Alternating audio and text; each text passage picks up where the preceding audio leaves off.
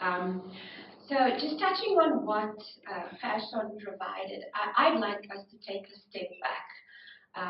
I think the brief really tries to zoom into understanding the pie of retirement savings that we have. How can we ensure that we bring in those that are not part of the pool yet? So if you contrast that to financial services, when we talk about the unbanked, if there's a word for it, the unretired, how do we incorporate them into the existing pool?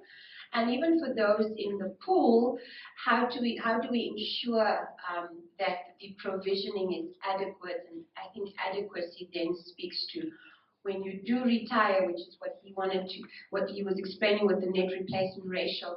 Can you survive on that retirement? And I think that immediately must then tell us that when we speak of retirement savings, we need to understand it's a societal issue, so you cannot divorce the nation at large, the society at large from retirement. And because we're saving for the future, I think the key premise we should understand this from is what kind of nation do we want to be? There's always this analogy of the grasshopper and the ant. During winter, the grasshopper is just feeding, and the ants make sure that they work hard and store away food for later days. And we need to decide what type of nation we want to be. And that in and of itself requires a primary understanding and improving on financial literacy for retirement. But we need to be a generation that makes sure that in our working lifetimes we save for the future, so we don't rely on the society and the economy of our future generations, that we don't encroach in their income just because we today we're taking a short-term view on our needs that are immediate at the expense of old age. And when we speak of old age, we must just recognize that there is care involved, there's expensive health care, and increasingly relying on the state, it just robs from future generations. So the notion of the national pension system then is plausible.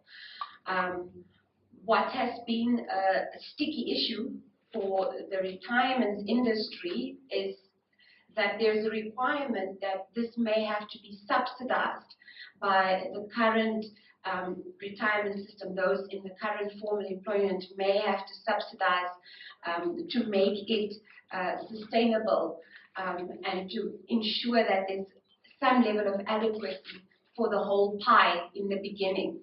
And the fear in that is that if I'm required to contribute to a national pension scheme, as well as my occupational pension scheme with my employer, it might jeopardize the occupational pension scheme. I might not then want to contribute to that, and maybe my employer may not even want to participate in that. And I think we must understand that occupational pension schemes are reliant on the employer, and we need to do as many things that make it attractive for employers to want to set up a pension scheme to begin with for employees. And then this touches on many things like incentivization.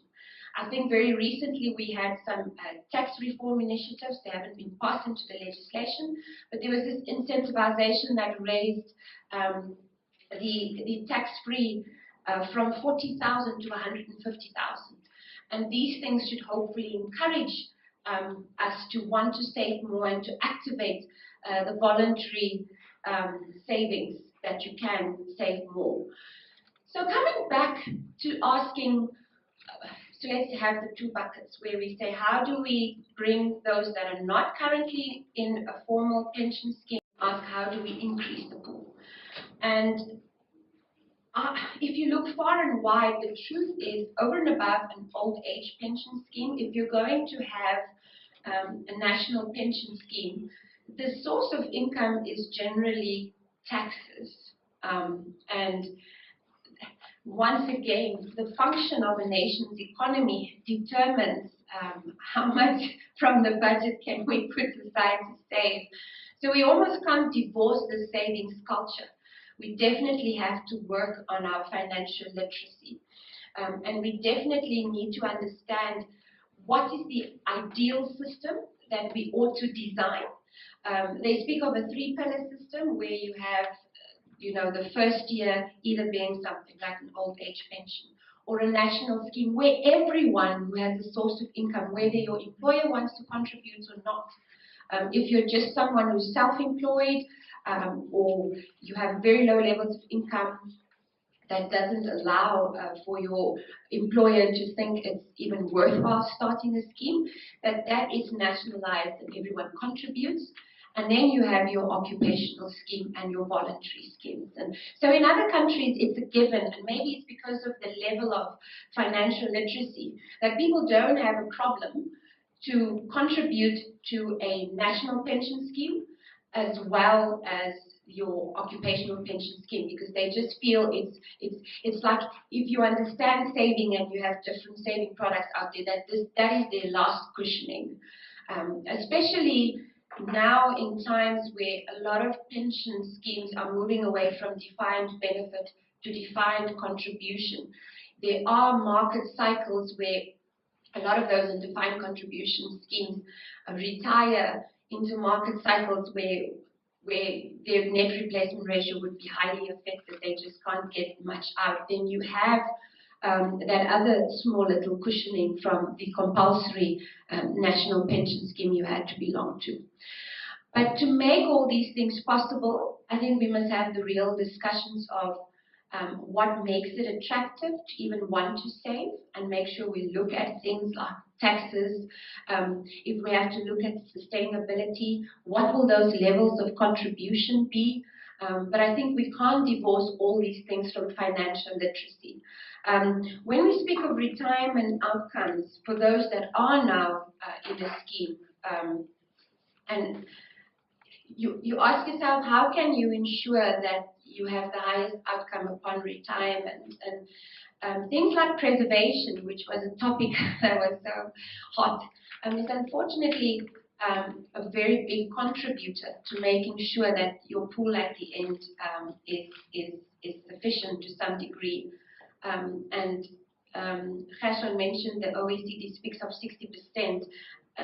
As of late, 75, and that's really where that 75% came from. Is to say that if you're able to retire getting 75% of the salary you used to get before retirement, that generally will ensure that you can continue with sufficient care and sustain some level of adequate lifestyle or dignified living.